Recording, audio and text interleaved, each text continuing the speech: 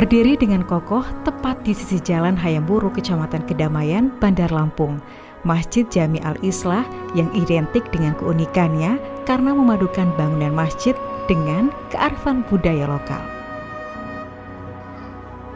Terlihat dari tampilan luar masjid, di mana pada bagian kubah yang berbentuk limas, ini menggambarkan rumah adat Lampung dengan sisi lancip terbuka untuk memperlihatkan simbol bulan dan bintang.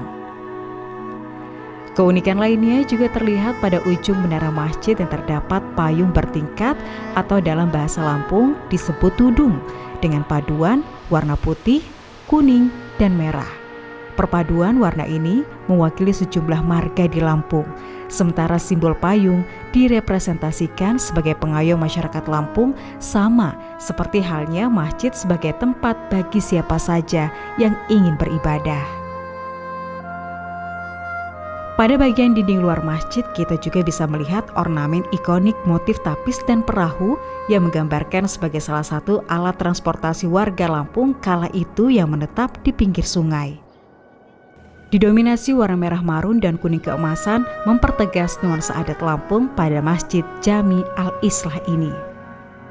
Berada di tengah lingkungan warga yang mayoritas bersuku asli Lampung, keberadaan masjid ini menjadi kebanggaan tersendiri dan tidak hanya sebagai sarana rumah ibadah, masjid ini juga selalu digunakan sebagai lokasi rapat pertemuan warga. Jadi latar belakangnya kami untuk membangun Masjid Ornamen Lampung ini adalah yang pertama yang seperti saya katakan tadi bahwa mayoritas daripada jamaah masjid ini adalah sukunya Lampung, yang mana kami adalah satu-satunya kampung yang masih utuh penduduknya secara langsung yang di tengah kota ini orang Lampung.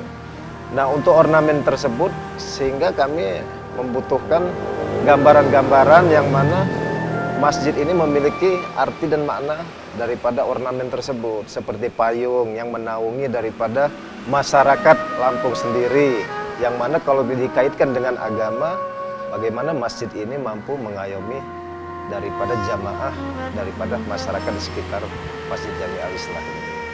Masyarakat bangga sehingga bertambahlah jamaah kita antusias untuk ibadah di masjid.